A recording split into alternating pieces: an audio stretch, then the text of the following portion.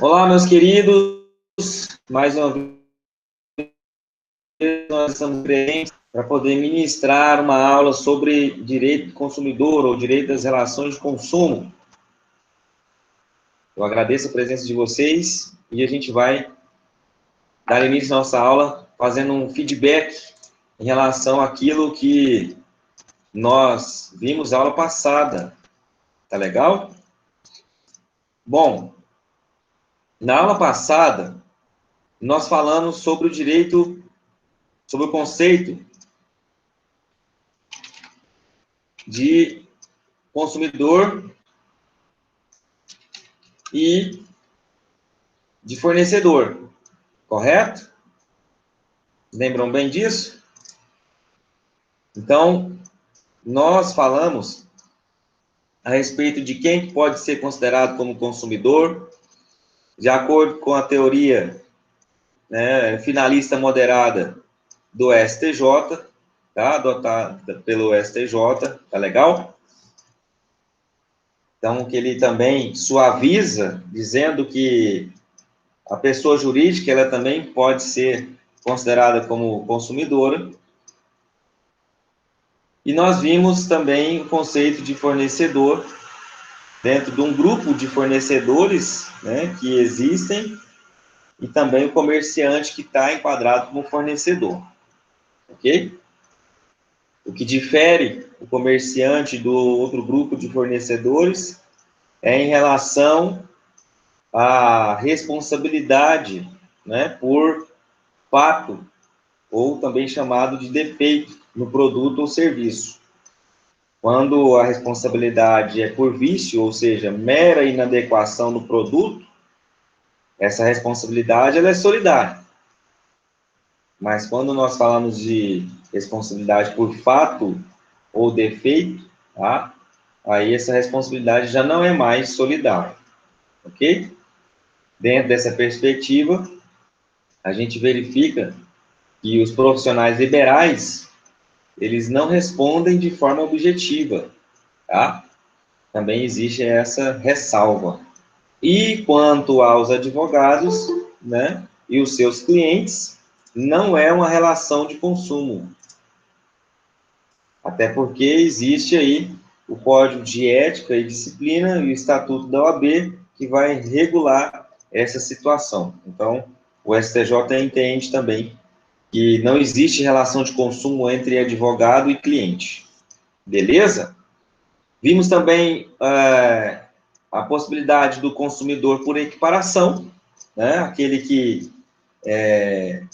acaba sendo aí, acaba sofrendo um fato de um produto ou de um serviço, né? Eu dei o exemplo a respeito do combate, né, numa casa, né, de insetos, e pessoas que não tinham nada a ver com a situação passaram mal. E aí acabaram que foram hospitalizadas. Essas pessoas, elas são consumidores por equiparação, né? Em virtude daquele serviço, né, que foi realizado, eles acabaram se tornando consumidores por equiparação, né? Nós até passamos essa perguntinha para que vocês pudessem responder em sala, ok? Outra situação também são as pessoas jurídicas que não têm fins lucrativos, e elas também podem ser responsabilizadas como fornecedoras, tá? Se elas exercem atividade de comércio, tá? Então, se elas estão vendendo ali alguma coisa, por mais que elas não tenham fins lucrativos, o STJ também já entendeu que elas podem ser caracterizadas como fornecedores, tá bom? Então, dentro dessa perspectiva, existem vários detalhes que nós precisamos estar aí, tá? Atinados, tá bom? Vamos lá. Nós passamos, então, para o artigo 3º, né? E seus parágrafos, para poder a gente falar sobre produto ou serviço, né, ficamos de falar sobre produto e serviço. Tá legal? Então, abram aí, tá? Sempre pelo site do Planalto, tá bom?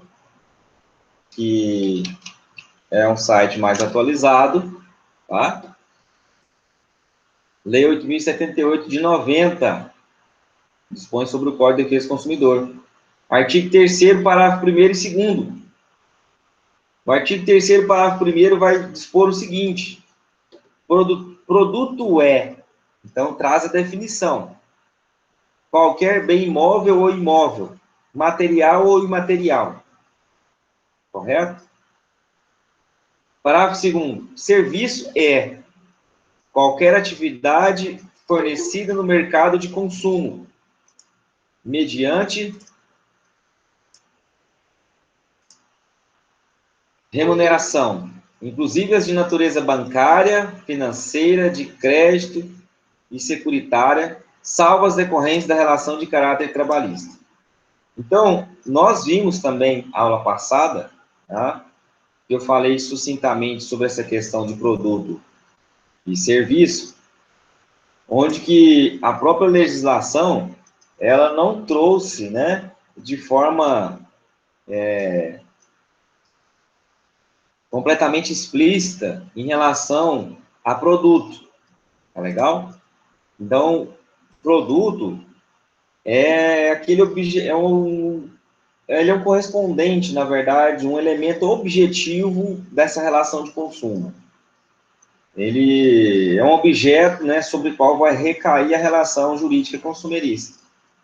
Então, quando eu vou até o mercado para poder adquirir um produto, até o momento que eu não adquiri, ainda não existe uma relação de consumo. Mas a partir do momento em que eu passo o produto no caixa, realizo o pagamento, ali está se efetivando uma relação jurídica consumerista, né? Então, esse produto, diz o parágrafo 1º do artigo 3º, que ele é um bem imóvel ou imóvel, material e imaterial. Mas a gente precisa aprofundar um pouco, para que vocês possam entender. Ele pode ser novo, ou ele pode ser usado. Você pode ir comprar um celular na loja, né, novo, que vai estar tipificado uma relação de consumo. Você pode comprar um celular na loja do Edu Celulares, do João Celulares, né, João, e assim por diante. Então, esse telefone que você vai comprar, usado, né, é caracterizado uma relação de consumo, ok? Ele pode ser um bem fungível ou infungível, tá? Principal ou acessório, corpóreo ou incorpóreo, que tenha, né, valor econômico, é legal? E que seja destinado a satisfazer a necessidade do consumidor. A verdade é essa, né? Esse produto ele tem que ser destinado para uma necessidade do consumidor, ok? Agora, nós temos uma situação aí que é muito importante, é a respeito das chamadas amostras grátis, tá? Como é que funciona essas amostras grátis? Será que essas amostras grátis, elas também se submetem às mesmas regras dos demais produtos? E aí, pessoal? Olha, presta atenção. O produto gratuito, ele também está protegido pelo CDC, tá? O produto gratuito, ele está protegido pelo CDC. Agora, o serviço gratuito, não. Existe uma diferença gritante aí, tá? O produto gratuito, a amostra grátis, vem cá, fulano, vem experimentar aqui, né? A maquiagem da Mary Kay, né? Vem cá, menina. E aí você vai lá, toda, né? E borra a cara lá, passa um batom lá, né? Pronto, ficou linda, maravilhosa. Não, quanto que é? Não, é amostra para divulgar e tal. Se bem que a Mary Kay não precisa disso mais, né? Mas, enfim, passado 2 horas, A menina está com os lábios do tamanho 10 vezes maior. Não está conseguindo nem falar. Babando de lado. Deus me livre. E agora? O que aconteceu, pelo amor de Deus? Né? Bom, foi verificar. O batom que ela passou, que era a amostra grátis, causou um fato, né? Dentro da relação de consumo. Mas era grátis, era amostra, infelizmente, tá? Infelizmente. Ok? E o fornecedor vai responder, tá? Ele tem essa responsabilidade aí. Já a prestação de serviço, conforme dispõe o parágrafo 2º do artigo 3º, não traz a mesma tipificação para a prestação de serviço não remunerado. Então, se eu vou lá na casa do José Henrique, tem uma empresa, né? Eu tenho uma empresa. Vou lá porque o José Henrique está precisando, né, de que limpe o sofá dele. Como eu sou muito amigo do José, eu falo, não, José, eu não vou te cobrar isso, não, vou lá fazer para você. Né? E daí a limpeza não fica boa. Né? Como é que fica essa situação? Dentro dessa perspectiva, eu estrago o sofá do José. Tem tipificação da relação de consumo aí? Não tem. Tá? Não tem. Então, se eu vou lá, presto serviço para ele, sem cobrar R$1 do José, eu não posso ser obrigado a ter que reparar o dano dentro do que fala o Código de Defesa do Consumidor. Ok? Beleza? Então, preste muita atenção aí nessa linha tênue, tá? Agora, se eu cobro do José pelo serviço prestado, eu sou obrigado a responder dentro do CDC, como fornecedor. Tá bom? Por que e aí tem duas situações, né? A primeira que eu tenho que falar de um paralelo do CDC e do Código Civil, e a segunda que é em relação por que na prestação de serviço não se configura ele gratuito, ele não configura relação de consumo, e no produto já configura relação de consumo. Vamos lá. A primeira situação, quando presta um serviço, e esse serviço ele é gratuito, nós estamos diante de uma situação em que o Código de Defesa do Consumidor ele não pode ser invocado. Não existe relação de consumo aí. Isso já foi trazido de forma explícita no parágrafo 2º do artigo 3º, e o STJ também entende da mesma forma. Mas eu vou ficar desamparado de todo jeito? Não. Nesse caso, como eu prestei um serviço para o José de forma gratuita, mas estraguei o sofá dele, eu causei um dano ao José, sim ou não? Causei um dano ao José. Eu posso responder civilmente dentro do Código Civil? Posso. Tá? Posso responder. Eu vou responder civilmente pelo Código de Defesa do Consumidor? Não. Tá? Não vou. Ok? Então, muita atenção aí, tá? O fato de existir uma prestação de serviço e ela não ser remunerada, não exclui a minha responsabilidade.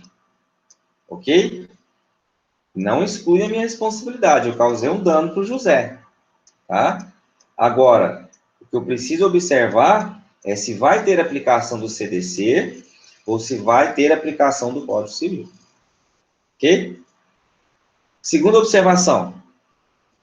Por que a prestação de serviço não remunerada não incide, né, responsabilização do fornecedor e, no caso de um produto, mesmo que seja amostra, incide? Bom, a prestação de serviço, ela é meticulosa, tá? A pessoa vai ter que ter a necessidade de uma pessoa estar prestando serviço, tá certo? Agora, o produto você não viu como é que ele foi fabricado, como é que ele foi transportado, ok? Onde que ele se manteve armazenado, para poder você fazer o consumo dele. Então, por esse motivo, é que o produto ele é mais frágil e o consumidor se torna mais vulnerável.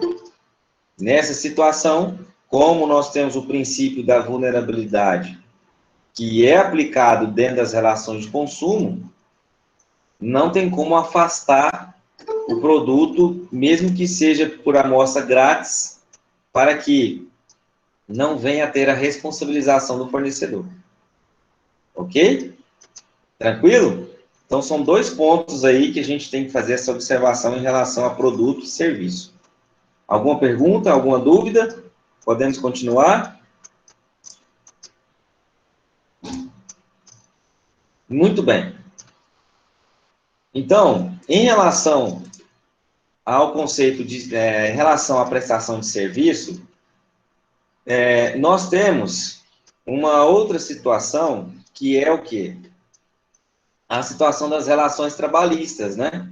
As relações trabalhistas, elas não se confundem com relações de consumo, tá? Por quê? Porque essa situação é uma situação que está totalmente delimitada dentro da CLT, dentro das consolidações, né, da legislação trabalhista, ok? Então, tem um regulamento próprio para poder falar sobre isso. Então, não se confunde, tá?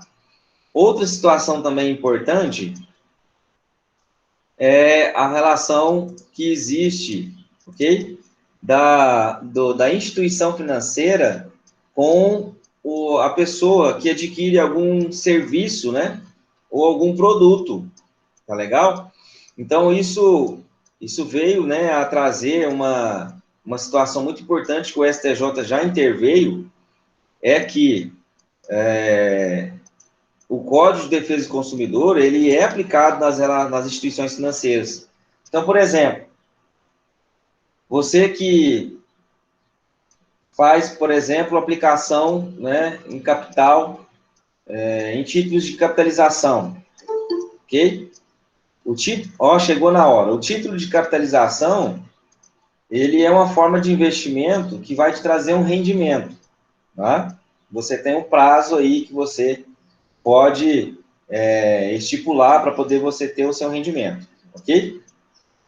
Se você sair antes do prazo, né, tem a multa, que é claro que é necessário que tenha, porque você pactuou um contrato. Acontece que, se por algum momento, né, existe uma falha na prestação de serviço em relação a você não ter o rendimento esperado conforme foi contratado, vai ser o Código Civil que vai ser aplicado nessa situação? Era o que as instituições financeiras queriam. Mas, na verdade, o STJ entendeu, por meio da súmula 297, que isso aí é uma relação de consumo, tá? É uma relação de consumo, ok? E pode ser invocado o CDC. Aquelas situações que acontecem muito, que você utiliza o cartão de crédito, e quando você utiliza o cartão de crédito, você vai acumulando pontos. Existe a empresa conveniada com a instituição financeira onde que esses pontos vão ser acreditados. De repente, você tem lá 10 mil, 20, 30 mil pontos. Aí você quer fazer uma troca, né? Você vê lá um tanquinho que você está precisando, você vê um sofá, uma televisão, etc. E com os pontos, você compra aquele produto, ok? Você não paga mais nada por isso. Os pontos já são suficientes para poder você adquirir aquele produto. O produto não chega para você, ou o produto chega com algum vício, né, de fácil constatação. E aí, tem relação de consumo? Claro que sim, tá? Por quê? Porque você adquiriu por meio de um crédito que você utilizou do seu cartão e que você adquiriu. Não é dinheiro, vamos colocar assim, não, mas representa dinheiro, tá? Isso também já foi parado do STJ e o STJ falou que continua sendo uma relação de consumo.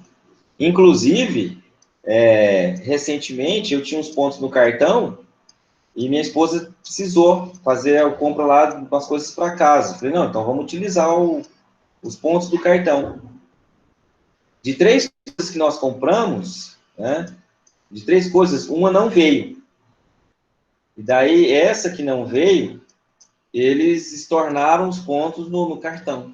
Tá? Então, foi bbem legal a empresa, não tive problema nenhum. A não ser o problema da demora da entrega, porque aí já também não dependia deles. Tá? Então, dentro dessa perspectiva, a gente percebe aí que tudo aquilo que se expressa valor, tá? Por isso que é importante a gente fazer essa associação, tudo aquilo que se expressa valor está condicionado a uma relação de consumo quando a gente estiver falando sobre produto e serviço. Ok? Beleza? Súmula 297 do STJ. Tá? Bom, assim a gente finaliza, né, a nossa aula 3, ok?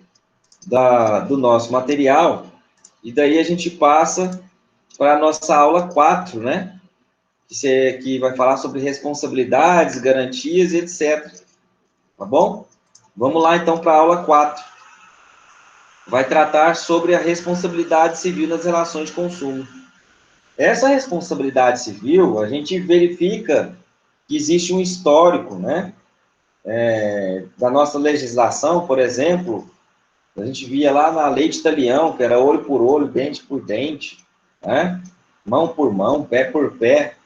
Na verdade, isso aí era um sistema de vingança privada, né? Baseado em sistema de vingança privada.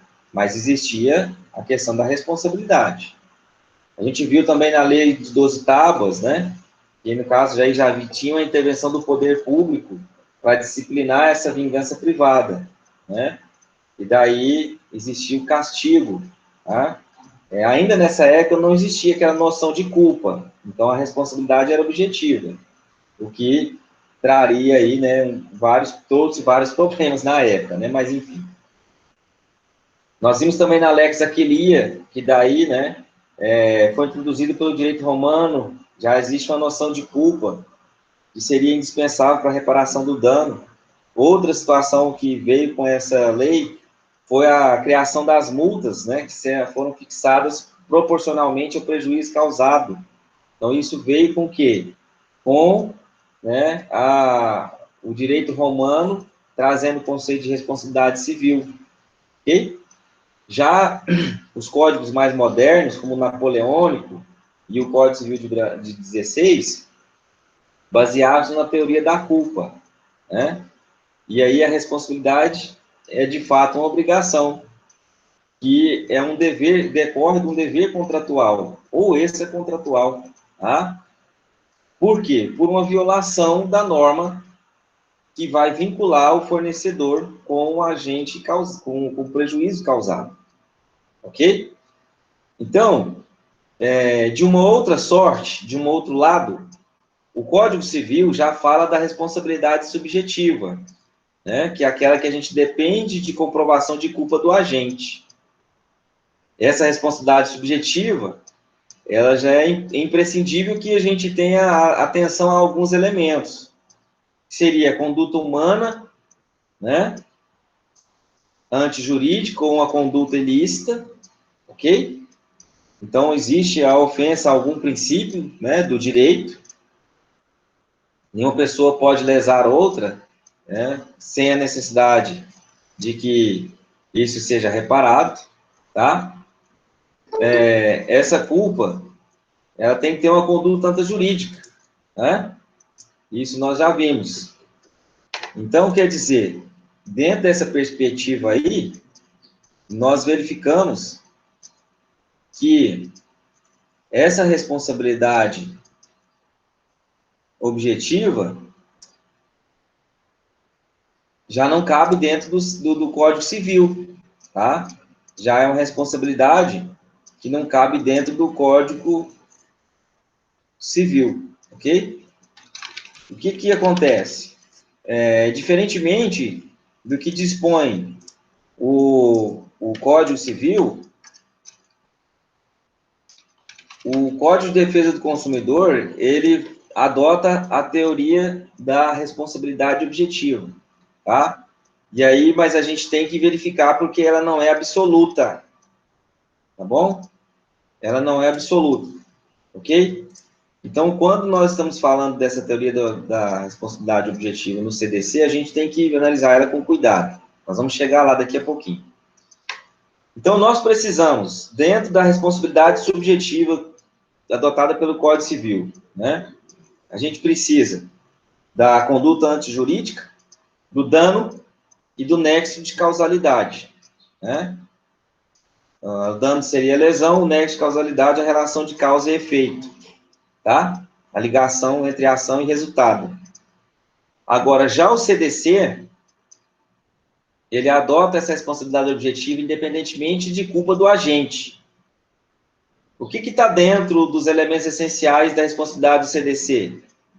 Atividade de risco, ou seja, o fornecedor, ele está ali para poder ele adquirir lucro, ele visa lucro.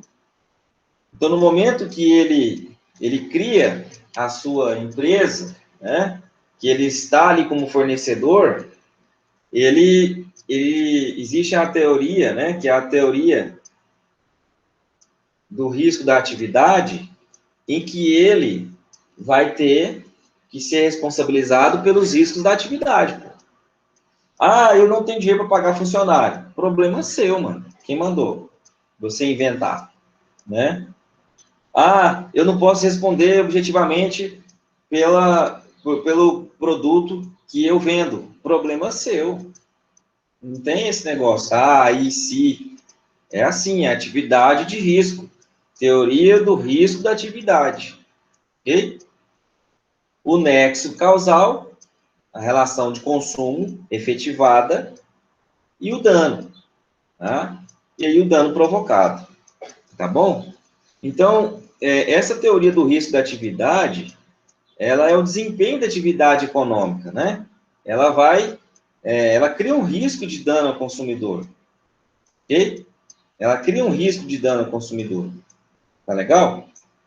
Então, por isso que se fala na responsabilidade objetiva. Agora, uma coisa que vocês têm que entender, tá? É que responsabilidade objetiva não se confunde com culpa presumida. Culpa presumida existe a inversão do ônus da prova. Né? Presume-se a culpa por um comportamento causador do dano. E aí cabe a este demonstrar a ausência de culpa para se eximir de indenização. Tá? É uma situação totalmente diferente. Ok? Beleza? Tranquilo? Então vamos seguir. Tá? Vamos lá. Nós temos a responsabilidade objetiva que é adotada pelo Código de Defesa do Consumidor, mas existe uma exceção. Existe uma exceção. Os profissionais liberais, o médico, tá? Ou outro profissional liberal, ele responde de forma subjetiva. Espera aí, professor. Tá, e se o médico ele tem uma empresa? E aí eu fui atendido pelo médico e, né, dentro da prestação de serviço dele aconteceu um dano. Opa, aí já não é mais profissional liberal. Aí ele já é uma empresa, ok? Aí é responsabilidade objetiva. Muito cuidado, viu? Os peguinhas estão aí. Tá legal? Quem que é profissional liberal? O cara abre a porta e começa a trabalhar, ok? Ele não tem a constituição de uma empresa, tá? Ele não tem um estabelecimento comercial. Não existe conexões entre empresário, estabelecimento comercial e a empresa. Ele é um profissional liberal, ok? Então, quando se trata de profissional liberal, a responsabilidade ela é subjetiva, tá? Vamos dar uma olhada nisso aqui no profissional. Aqui, ó. Artigo 14. Vamos lá. No Código de Defesa do Consumidor. Artigo 14. O fornecedor de serviços responde independentemente da existência de culpa. Então, não importa. Pela reparação de danos causados aos consumidores por defeitos relativos à prestação de serviço, bem como por informações insuficientes ou inadequadas sobre sua fruição e risco. Aí vem o princípio da informação, né? Parágrafo 1º. O serviço é defeituoso quando não fornece a segurança que o consumidor dele pode esperar, levando em consideração as circunstâncias relevantes, entre as quais o princípio da segurança, o modo de seu fornecimento, o resultado e riscos que dele se esperam, a época em que foi fornecido. O serviço não é considerado defeituoso pela adoção de novas técnicas. Vai ter o mesmo resultado, tá? O fornecedor de serviços só não será responsabilizado quando provar que tem prestado serviço, que tendo prestado o serviço, o defeito inexiste. A causa é outra coisa, ele provou isso. A culpa é exclusiva do consumidor ou terceiro. Ei, gente, eu já vi muita coisa acontecer, tá? Advogado querendo, né, entrar com a ação e fica aquela loucura, e daí a pessoa pede e passa no bocarão, tá? Então, culpa exclusiva do consumidor. Eu já vi isso acontecer, tá? Então, quando nós estamos diante de uma situação que o consumidor não segue o manual, tá? Não segue os passo a passo para poder ter garantia, ok? O que acontece? O fornecedor, ele vai responder? Não. Agora, eu já vi também acontecer o quê? Falta de informação para o consumidor, e o consumidor, ele ter o seu direito amparado. Vou te falar como. E foi um caso que aconteceu nos Estados Unidos, que a senhora tinha um gato domesticado. Então, a paixão dela era esse gato, né? E escuta só. E daí ela comprou um micro-ondas. Beleza? Comprou um micro-ondas novo, né? Para poder fazer a comida, ok? Né? Ali aquele fast food, né? Fácil e tal, etc. Beleza. Certo dia, a dona do gato resolve lavar o gato, dá um banho no gato, né?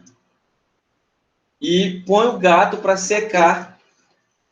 Põe o gato para secar dentro do micro-ondas. O gato explodiu dentro do micro-ondas. O que aconteceu? Ela entrou com ação pedindo uma indenização da empresa, porque no micro-ondas não vinha uma etiqueta ou um anúncio de proibição, uma informação visível para que seja proibido o uso daquele equipamento para o que ela queria fazer, né? Olha só, hein? Mas isso é nos Estados Unidos, porque lá o negócio pega mesmo.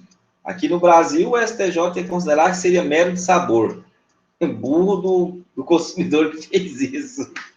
Então, quer dizer, lá nos Estados Unidos ela ganhou, tá? E a partir de então, depois disso, houve aí uma normatização para poder falar lá, né? Com aquela, tem a etiquetinha do PET lá, né? Proibido PET, tá?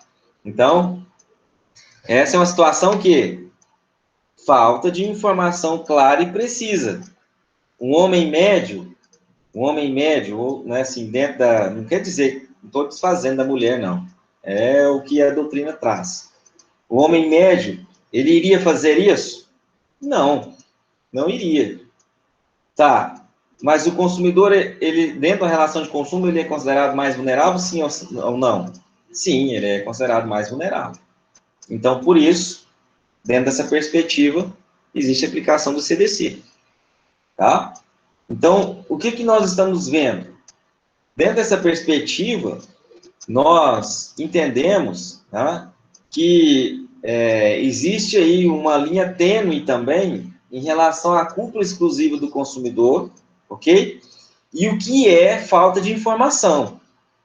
Nós precisamos entender muito bem isso, porque é uma linha tênue, tá? O que tem falta de informação e o que é culpa exclusiva do consumidor. Eu compro um celular, o celular, ele vem falando que ele é a prova d'água, né? Dentro do anúncio, vamos dizer assim. Mas lá no manual do celular, diz que é só por respingos d'água, que eu não posso mergulhar o celular. E aí eu não leio o manual, acredito só no anúncio, mergulho meu celular na água, pronto, o celular está com problema. Leva para garantir, não cobre. Mas lá no anúncio está falando que era a prova d'água. Então, tudo isso é uma linha tênue que tem que ser interpretada com bastante atenção. Tá legal? Beleza? Bom, continuando aqui dentro do artigo 14, tá? Nós temos aqui o parágrafo 4º. A responsabilidade pessoal dos profissionais liberais será apurada mediante a verificação de culpa. Mediante a verificação de culpa. Ou seja, está tipificado, explícito dentro do material que o profissional liberal ele responde subjetivamente. Tá legal? Então preste muita atenção nisso daí. A OAB adora fazer perguntinhas associadas a médicos, tá? E trazer responsabilidade. Aí cita hospital, cita médico, né? Faz uma confusão ali na sua mente para poder você errar a questão. Ok? Nós vamos trabalhar uma questão dessa. Então, continuando no nosso material, né, voltando para o material, a gente vai estudar a responsabilidade civil por fato do produto ou do serviço. Ok? Bom, responsabilidade por fato é a mesma coisa de defeito, ou também denominado de acidente de consumo. Tá? Esse fato do produto e fato do serviço, eles estão lá tipificados no artigo 12 e 14, ok? Do CDC. Vamos lá? Vamos estudar isso daí? O artigo 12 fala o seguinte: o fabricante, o produtor, o construtor, nacional ou estrangeiro, e o importador respondem independentemente da existência de culpa pela reparação dos danos causados aos consumidores, por defeitos decorrentes de projeto, fabricação, construção, montagem, fórmulas, manipulação, apresentação ou acondicionamento de seus produtos, bem como por informações insuficientes ou inadequadas sobre a sua utilização e risco. O produto é defeituoso quando não oferece a segurança que dele se legitimamente espera. Tá? Então, essa é a situação aí que nós vemos, ok? Quando dele não se espera uma segurança. Bom, dentro dessa perspectiva, a gente verifica que esse acidente de consumo é quando faz surgir uma responsabilidade civil do fornecedor independente de culpa, né? Esse mesmo ocorre também com acidente de consumo por fato de serviço, que vai pressupor uma existência de defeito. Lembram quando eu falei para vocês do consumidor por equiparação, que o fulano foi dar um combate de insetos na casa do João, e daí as pessoas foram para a festa na casa do João, passaram mal? Então, foi o quê? Um fato, né, dentro de uma prestação de serviço, tá? Nessa perspectiva, a gente tem que entender que trata-se de uma responsabilidade solidária, ok?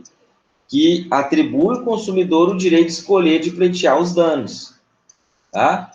Se do comerciante, que é o partícipe mais próximo, ou se do fabricante ou de uma outra pessoa, dentro daquele grupo de fornecedores que eu já falei para vocês. Criador, né? Montador, distribuidor, armazenador, até chegar no comerciante. Tá legal? Então, o consumidor ele tem essa faculdade de escolher contra quem ele vai, né, contra quem ele vai propor uma ação, tá? Contra quem ele vai propor uma ação, ok? Tranquilos? Agora, uma situação que eu preciso alertar vocês é o seguinte, tá? Não pode o consumidor ingressar com ação contra fulano, fornecedor fulano, e depois, no decorrer do processo, querer fazer uma denunciação à lide, né? Desculpa, o fornecedor fazer uma denunciação à lide. Não, não sou eu que sou culpado, não. É o ciclano, tá? Isso aí é uma vedação expressa que o CDC traz, ok? A denunciação à lide, ela não acontece dentro da defesa, Código de Defesa do Consumidor, dentro da relação de consumo. Olha o que fala o artigo 88 do CDC. Na hipótese do artigo 13, tá, que está falando lá sobre a questão dos fatos, né, na relação de consumo, a ação de regresso poderá ser ajuizada em processo autônomo, facultada a possibilidade de prosseguir-se nos mesmos autos, vedada a denunciação da lide. Ou seja, se o fornecedor está sendo incluído no polo passivo em relação a uma ação que aconteceu um fato do produto ou do serviço, ele não pode fazer denunciação à lide. Não pode, tá? Ele vai ter que responder ali por aquela ação, mesmo que não seja ele o causador, daí depois ele entra com a ação regressa contra quem ele acredita que deu causa. Ok? Beleza? Então, muita atenção nisso daí, tá? Muita atenção nisso. Tá legal? Bom, dentro dessa perspectiva, a gente verifica aí, né, que nós temos uma responsabilidade objetiva e nós temos uma responsabilidade solidária em caso de acidente de consumo. O fornecedor, ele vai responder independentemente de culpa, tá? A exceção é quando nós estivermos falando sobre profissionais liberais. Tá legal? Sobre profissionais liberais é uma outra situação. Ok? Bom, nós temos também o fato do produto e do serviço, tá? Que é o acidente de consumo em relação à prestação, né, do serviço, desculpa. Dentro dessa prestação de serviço, se caso houver algum dano, esse dano, pessoal, preste atenção comigo, esse acidente, quando eu estou falando, por exemplo, em relação a um dano material, tá? Quando eu estou falando sobre um dano moral, quando eu estou falando sobre um dano estético, quando provoca esse dano, nós estamos falando sobre fato, ok? Defeito, são sinônimos, tá? Fato, defeito. Eu coloco o meu celular para carregar, comprei ele novinho, coloco o meu celular para carregar. Meu celular esquenta e explode. Isso é fato ou é vício? E aí? Não causou um dano material? Então, é fato, defeito, tá? O meu celular explode e acaba atingindo a minha mão, queima a minha mão. Fato, tá? Ok? Eu perco a mão, debilidade permanente de função, preciso da minha mão para trabalhar. Dano moral, lucros cessantes, tá? Estético. Eu sou uma pessoa que trabalho vendendo a minha foto para capas de revista, etc. Né? Trabalho nesse ramo. Compro um celular, estou escutando música, né? Com um fone de ouvido e ligado na bateria ao mesmo tempo, fazendo várias funções no celular. De repente, o celular explode, atinge o meu rosto. Meu rosto, mesmo com cirurgia plástica, não consegue voltar ao normal. Não é a mesma coisa de antes. dano estético, dano moral, dano à imagem, ok? Tudo isso são situações em que envolvem acidente de consumo, tá? Eu compro um carro novo e saio para viagem. De repente, a direção fica boba, não consigo virar o carro e acabo capotando numa curva. Dano, tá? Defeito, ok? Agora, o que seria o vício? O vício é mera inadequação do produto. Mera inadequação do produto. Como assim, professor? Vício é de fácil constatação, tá? Então, eu compro um celular novo, conecto para carregar no carregador que veio original dele, e eu percebo que o celular não carrega. Não é de fácil constatação? Sim, eu não preciso ter conhecimento técnico para isso. Eu compro o celular, vou ligar o celular e percebo que os touchscreen do celular não está funcionando. Isso é de fácil constatação, sim ou não? Então, isso é vício. Mera inadequação do produto. Tá? Eu compro um carro e percebo que o carro, né, não está funcionando o ar-condicionado. Eu constatei que não está funcionando. Vício de fácil constatação. Ok? O vidro elétrico não está subindo, não está fechando. O alarme não trava, né? O alarme não funciona. Enfim. Essas são as situações do dia a dia que a gente pode fazer uma diferenciação daquilo que é vício e daquilo que é defeito. Tá? Dentro do defeito, existem as espécies de defeito. Defeito pode estar na fabricação, pode estar na concepção ou pode estar na comercialização. Então, quando o produto ou o serviço não oferece segurança daquela que se legitimamente se espera e causa um dano, nós estamos falando sobre defeito, tá? Ou, propriamente, quando a informação do produto é insuficiente. E aí, isso pode colocar um risco, tá? À saúde da pessoa, ok? Isso aí a gente está falando sobre a teoria do risco do desenvolvimento, tá? Teoria do risco do desenvolvimento. Bom, nós vamos passar para poder analisar a responsabilidade do comerciante, tá? Olha só.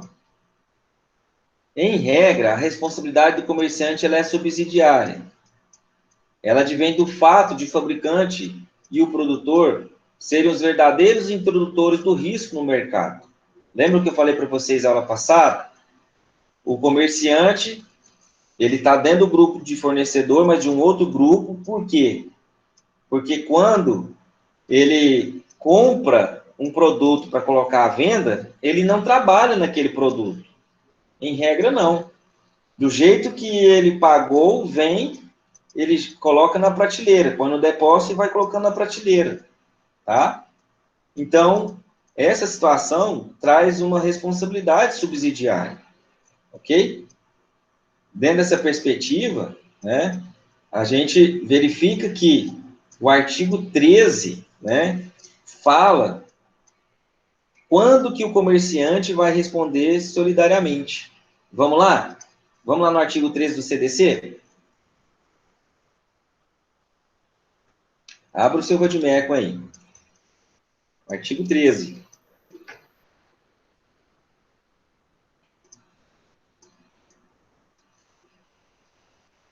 O comerciante é igualmente responsável, nos termos do artigo anterior, quando? Então, ele está falando que o comerciante é igualmente responsável do jeito que o fabricante, o produtor, o construtor, o importador é, né? Responsabilidade objetiva, solidária. Quando? O fabricante, o construtor, o produtor ou o importador não puderem ser identificados. Não consegue achar mais esse povo. Não tem notícia deles mais. Então, aí, nessa situação, o consumidor vai responder. Comerciante, desculpa. Ou quando o produto for fornecido sem identificação clara de seu fabricante, produtor, construtor ou importador.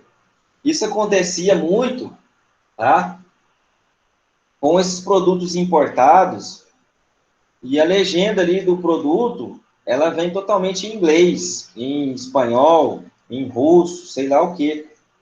Aí, né, a pessoa, consumidor, acha bonita a embalagem, fala, não, esse aqui é bom. Vai e compra. Aí passa mal, né? Fazendo a ingestão ali daquele produto, ou passando no cabelo, etc. O que veio normatizar isso aí? Veio, né, que são obrigados, esse pessoal que faz importação, a taxar ali atrás as informações básicas em português, que é a língua que nós falamos aqui, tá certo? Então, vem uma informação lá, né?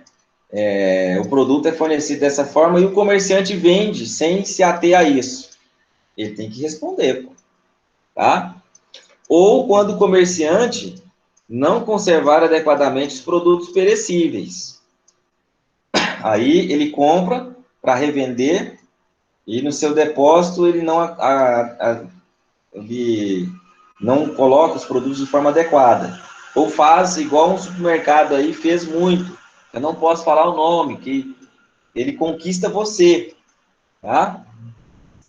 Ele acaba conquistando você. O que acontece?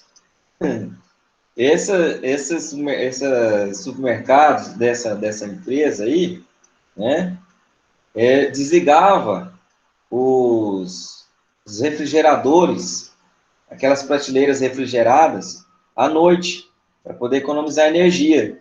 E ligava no outro dia, ok? Nem sei se isso acontece ainda, mas de fato acontecia. E daí algum produto ou outro que estava ali, né, já embolorando, alguma coisa do tipo, eles iam lá, davam um jeito de dar uma lapidada naquilo, fechava de novo e pau na máquina, né? Então, isso que acontecia. Os Danones, né, os lácteos, né, as bebidas lácteas e outros que precisavam ser refrigerados, se perdiam antes do tempo.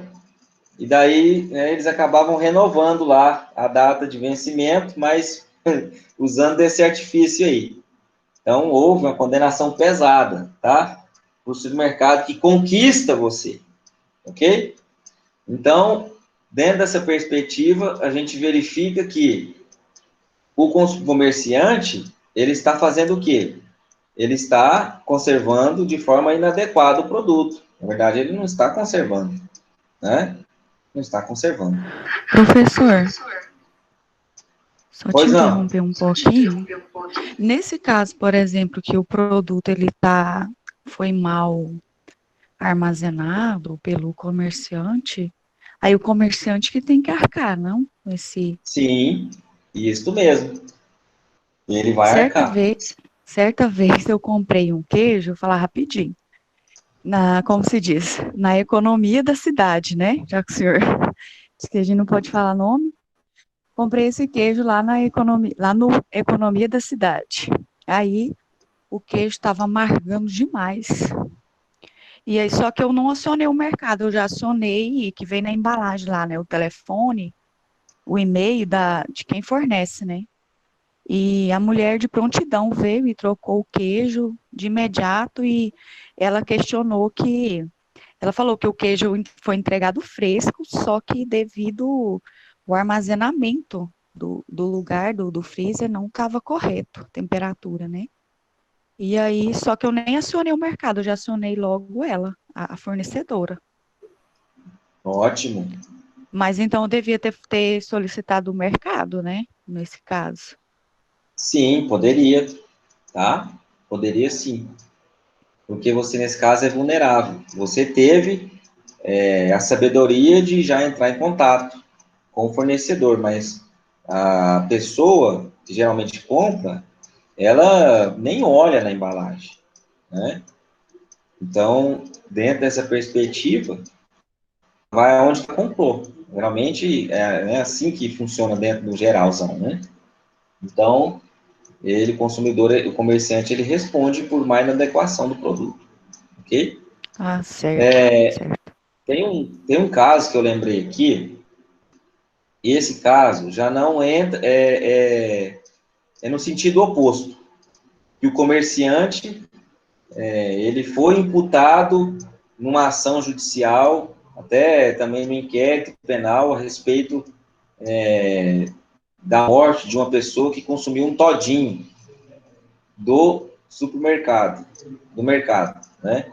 Só que nessa situação, o todinho que foi vendido no mercado, ele estava com um produto químico que causou a morte do consumidor.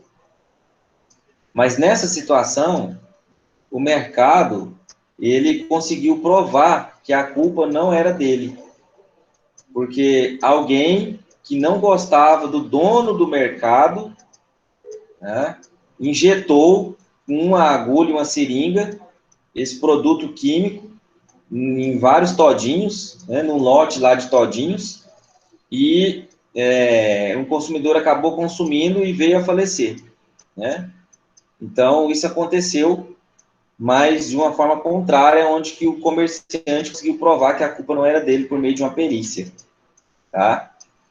Então, essa situação aconteceu, vocês podem até olhar na internet, tá bom? Beleza? É igual o caso daquela cervejaria também, né, professor? Várias Sim, pessoas passaram também. mal com a cerveja, né? Uhum, isso. Aí no Passaram caso, mal com a cerveja e acabaram que passaram mal com a cerveja e acabaram depois entrando contra, né? Mas na verdade o comerciante não tinha culpa. isso, Nenhum daqueles verdade. comerciantes que venderam tinha culpa, né? O problema estava na fabricação da cerveja, né? A mesma situação com aquele leite que foi vendido, não sei se no Rio de Janeiro, e daí no Rio de Janeiro foi vendido um leite, o pessoal começou a passar mal, de repente veio a Anvisa e fechou tudo, lacrou todos os lotes. Aí foi identificar, não era conservação do produto para o comerciante, era composto químico dentro do leite, tá? Esses leites de caixinha. Então é isso, pessoal. Vocês vão vendo que a gente vai começando a assimilar com as situações que a gente vai vivenciando ou que sabe que alguém já vivenciou.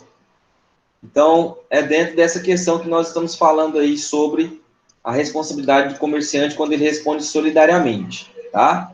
A gente faz o intervalo, ok? Daqui a pouquinho a gente volta para poder falar sobre as excludentes da responsabilidade do fato do produto. Tá legal?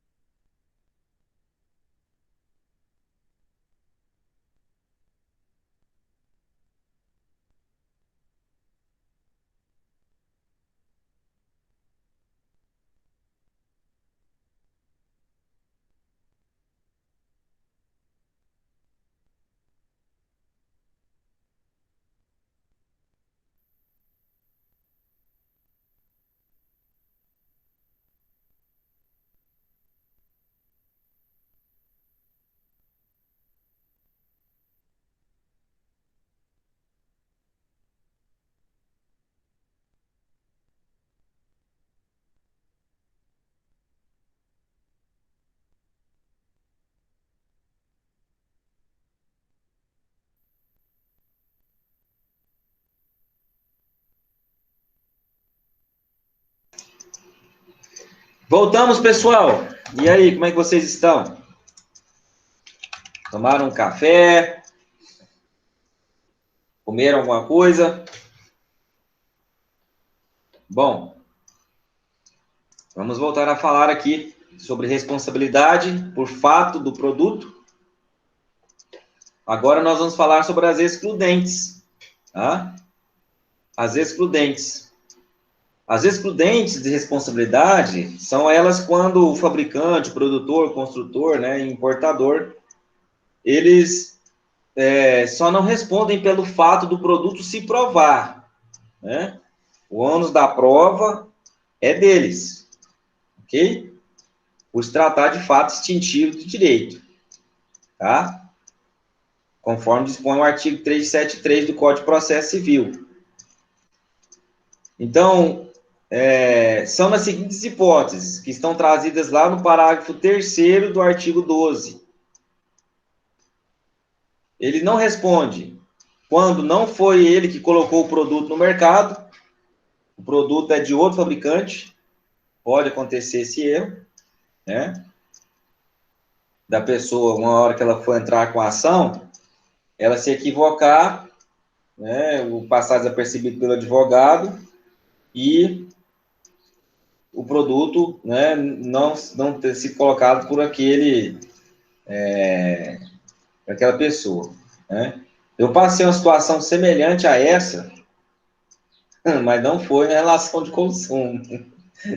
Gente do céu, que horror, que vergonha na dia da audiência. Foi o seguinte, o cliente chegou, disse que tinha sido difamado na rádio de manhã, porque ele tinha sido abordado por policial, mas ele era um cara do bem e tinham confundido ele com outra pessoa. E realmente o cara era sangue bom, trabalhador, humilde. Aí ele falou, não, é a rádio fulana, tem certeza absoluta, e as testemunhas dele também, sabe? Chega na audiência, né? Depara lá com o preposto da rádio, fala, mas foi você, fulano? Ele mas eu não falei isso, não. E eu conheço o cara, sabe? Sei que ele não falaria mesmo. Falei, não, vocês estão de brincadeira comigo. Aí o juiz olhou, fiquei numa vergonha, falei, não. Falei, excelência, pode retirar a ação agora. Não tem mais ação, não. Aí o advogada do preposto da empresa olhou assim, assustada, né? Meu cliente olhou, falei, não, eu olhei para ele e falei, você tá de brincadeira comigo, né? De brincadeira. E essa audiência, a sala cheia, cheio de acadêmico, né, para poder pegar a assinatura ali, estava assistindo a audiência. Não, pensa, cada uma é pérolas, pérolas. Bom, então o fornecedor ele não responde quando não é ele que colocou o produto no mercado. Ou que tenha, né, muito embora o produto tenha sido colocado no mercado, o defeito não existe. O produto foi colocado perfeito no mercado. Todas as estipulações técnicas, tudo que de regramento que foi necessário foi obedecido, tá? E realmente não existe nenhum defeito. Defeito não existe. Isso aqui é mais para aquelas pessoas, sabe, aqueles loucos, que tudo acontece com ele. Não sei se ele sofre de alguma síndrome, sabe, de alguma coisa, como que chama, pessoal? A pessoa que tudo acha que acontece com ele, tem uma síndrome, eu não sei agora como é que é o nome disso, não.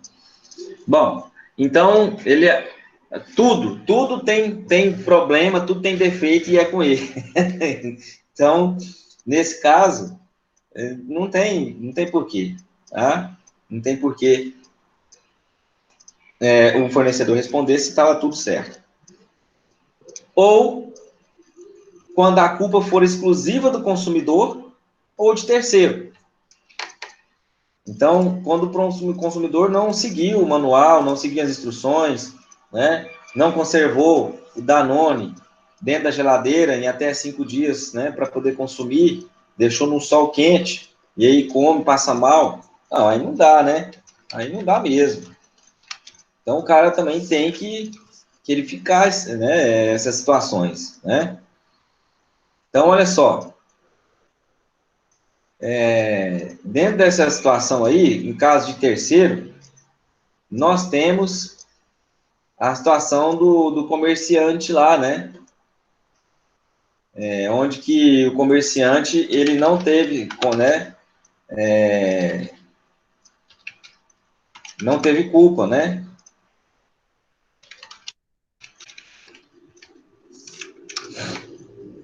Então, dentro dessa situação, nós vemos que quando se comprovar que realmente a culpa se deu exclusiva pelo consumidor ou por um terceiro, aí são situações em que ele não vai responder, tá bom? Situações em que ele não vai responder, tá? Agora, nós temos uma outra situação importante que a gente tem que falar, que existe a chamada culpa concorrente, tá? Culpa concorrente. Bom, nesse caso, tanto o fornecedor como o consumidor têm culpa, ok? Então, quando a gente fala sobre culpa concorrente, a gente verifica que é tanto o fornecedor como o consumidor. Nessa perspectiva, né, a gente entende o seguinte: existe uma discussão muito grande, né, se exclui a responsabilidade ou não exclui. Bom, existe uma forte tendência do STJ, tá, em não assumir responsabilidade, excluir a responsabilidade do fornecedor pela culpa concorrente, tá? Existe uma forte tendência do STJ excluir a responsabilidade do fornecedor pela culpa concorrente, ok? Beleza? Então, dessa forma que a gente vai colocar, tá? Bom, o que não se trata de excludente de responsabilidade? Aquela pessoa terceira ao processo, né, que está estranha ao ciclo de produção, e aí que começa com a fabricação do produto, né, ou a concepção do serviço e termina com o escoamento de produto ou com prestação de serviço ou relação de consumo. Tá? O que acontece? Se essa pessoa causou o dano, se essa pessoa causou o dano, não posso, agora, se a pessoa causou o dano, pertence ao ciclo de produção, ela não pode ser invocada na condição de terceiro, pois o fornecedor que é responsável pelos seus prepostos, está lá no artigo 34. Né? Vamos lá, no artigo 34? Olha o que fala o artigo 34. Fala o seguinte, da oferta, né?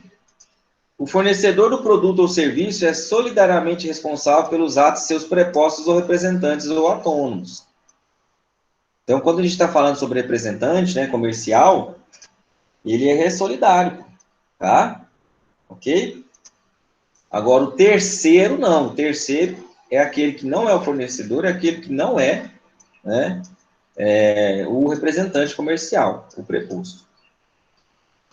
Um exemplo de caso de excludente de responsabilidade por culpa exclusiva de terceiro é o carro que tem vício no freio. Mas, na verdade, quem causou o acidente foi outro motorista, que passou no farol vermelho. Então, o que acontece nessa situação aí? Né? Nesse caso, o carro tem um vício, mas quem causou o acidente foi o motorista, que o cara atravessou no meio. Tá certo?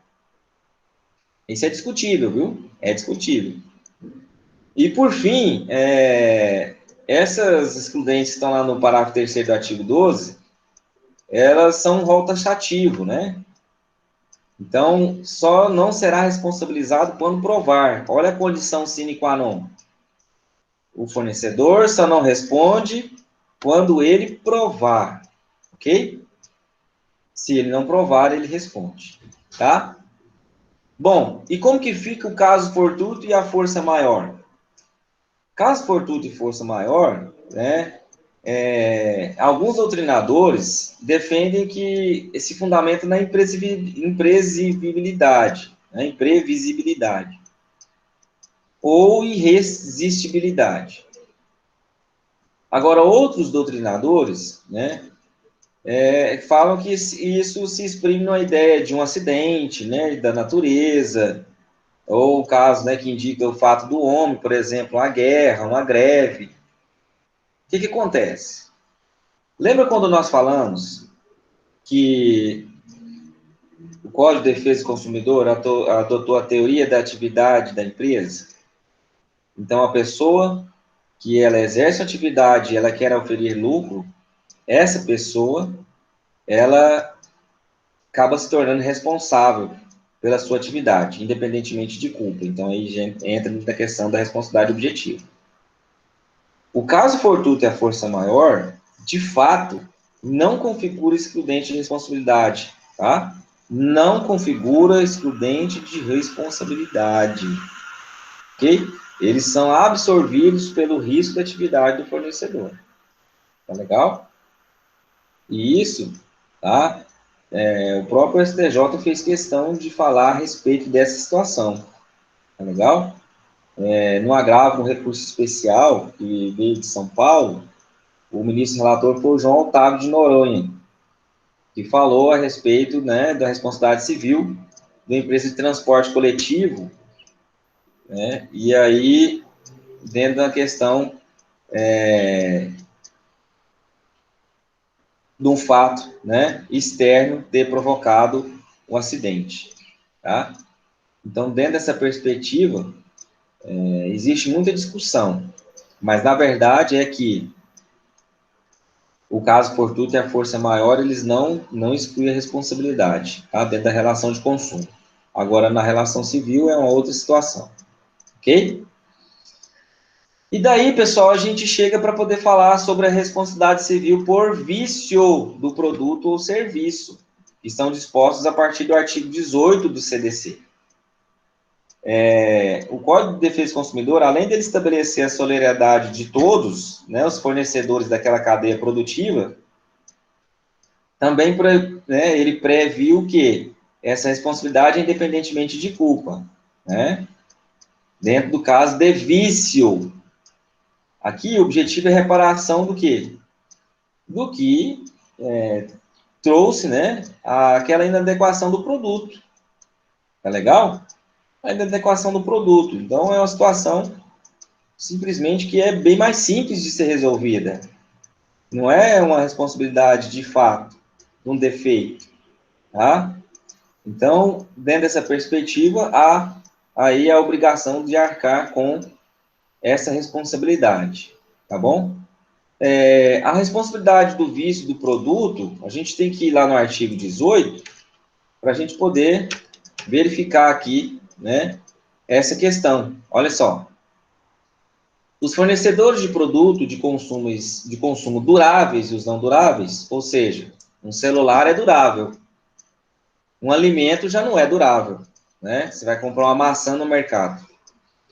Respondem solidariamente pelos vícios de qualidade ou quantidade, que os tornem impróprios ou inadequados ao consumo, a que se destinam ou lhes diminui o valor, assim como por aqueles decorrentes de disparidade, com indicações constantes do recipiente, da embalagem, do rótulo ou da mensagem, né, publicitária, respeitadas as variações decorrentes da natureza, podendo o consumidor exigir, então é de quem?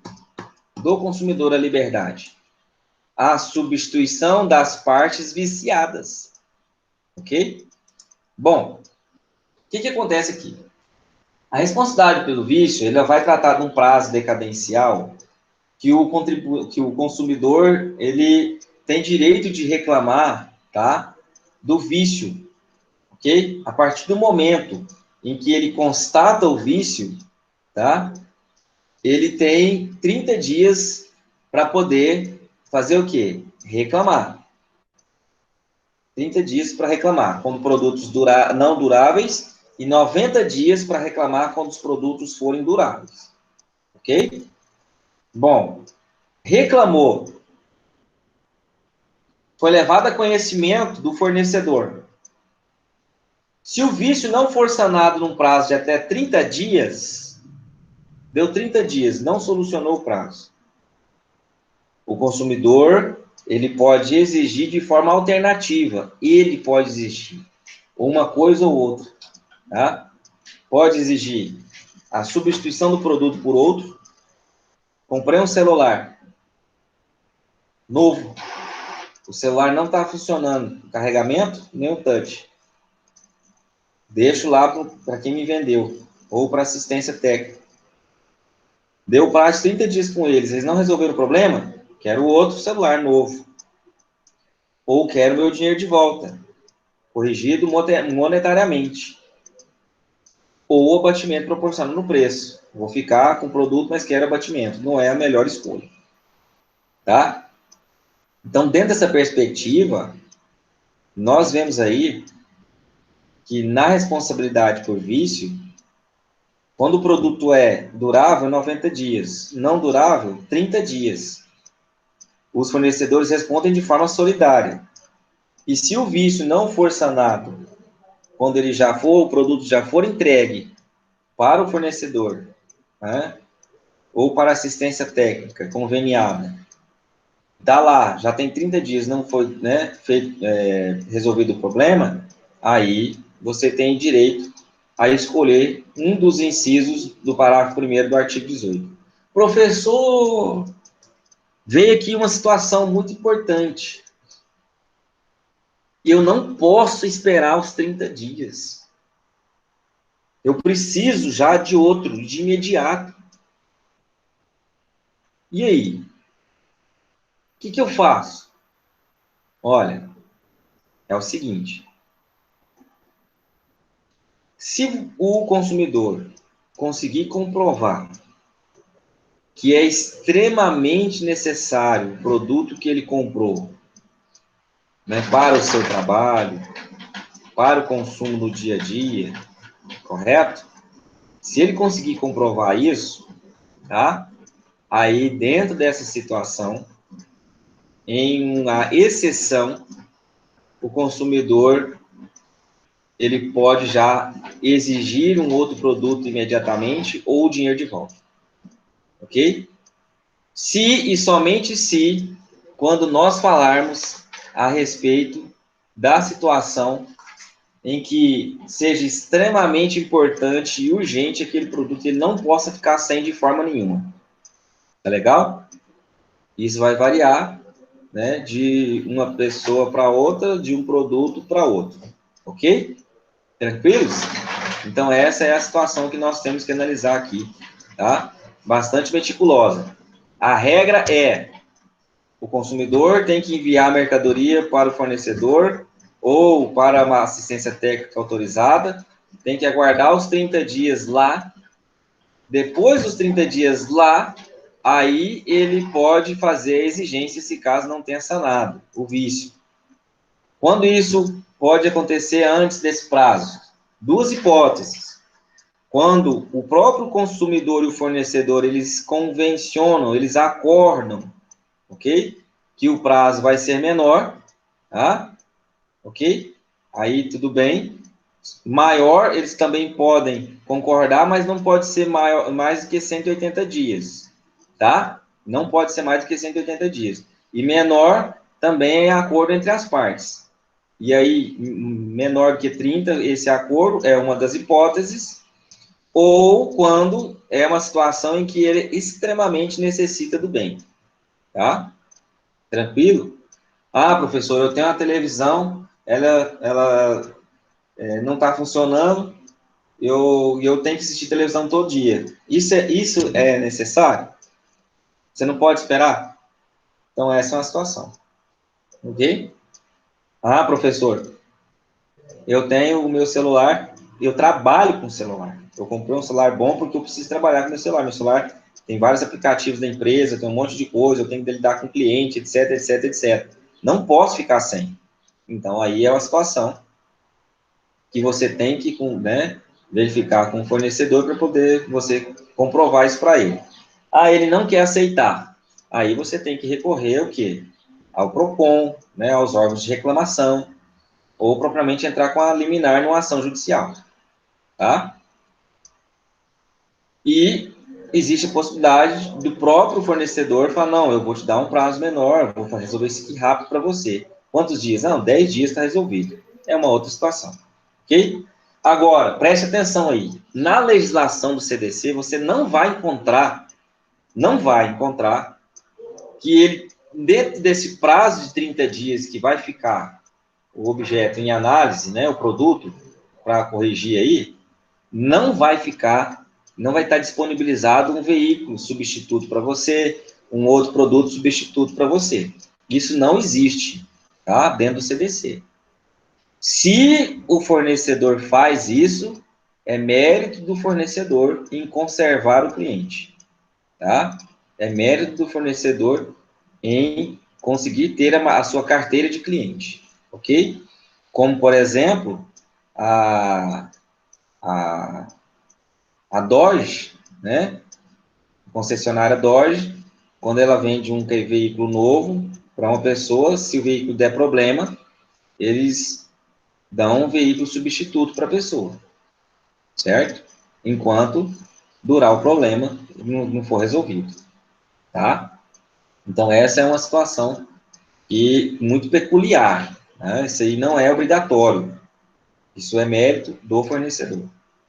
Beleza? Tranquilo, pessoal? Tudo bem? Vamos fazer uns exercícios?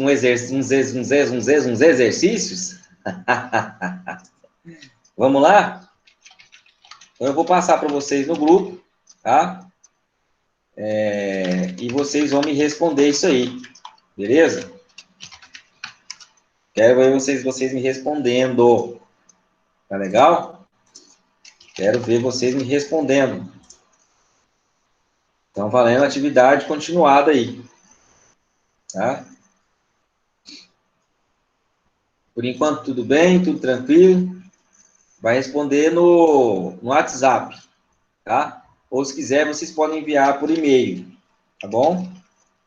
Vou deixar meu e-mail para vocês, para que vocês possam responder. Agora é época de encarar crachá. O negócio é esse, tá?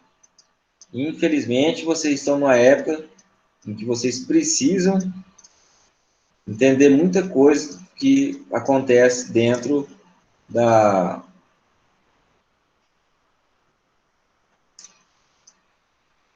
prova da OAB. Beleza?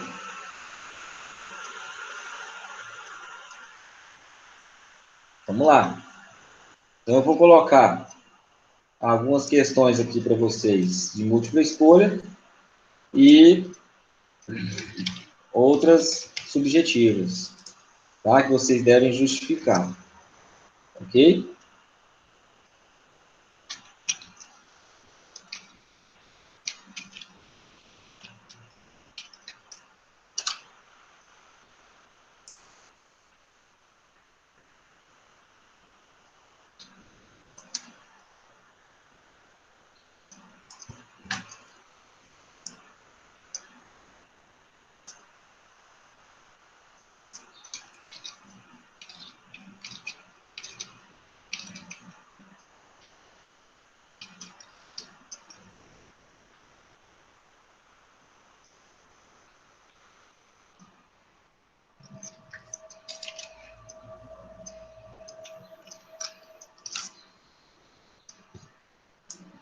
Minha aula, gostaram? O que vocês pensaram da aula? Foi boa?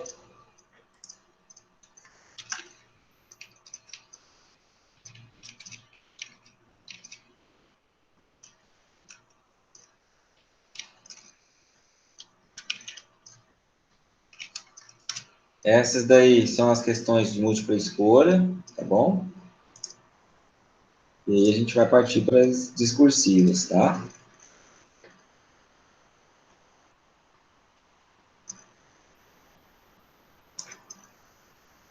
Professor, Oi. depois dessas atividades vão ser corrigidas, né?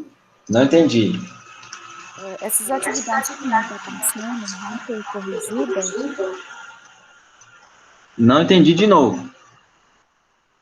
Essas atividades que estão sendo passadas para a gente vão ser corrigidas posteriormente, né? Sim, sim, tá? A gente pode, se não der tempo hoje, a gente começa a aula que vem já corrigindo as questões. Certo. Aí, professor, tem algum problema da gente responder no corpo do e-mail mesmo? É porque eu respondo pelo celular aqui. E Não, tem algum problema? Curti, curti. não, jamais. Não, Fica mais certinho, fácil então. para vocês. Então tá bom, obrigada.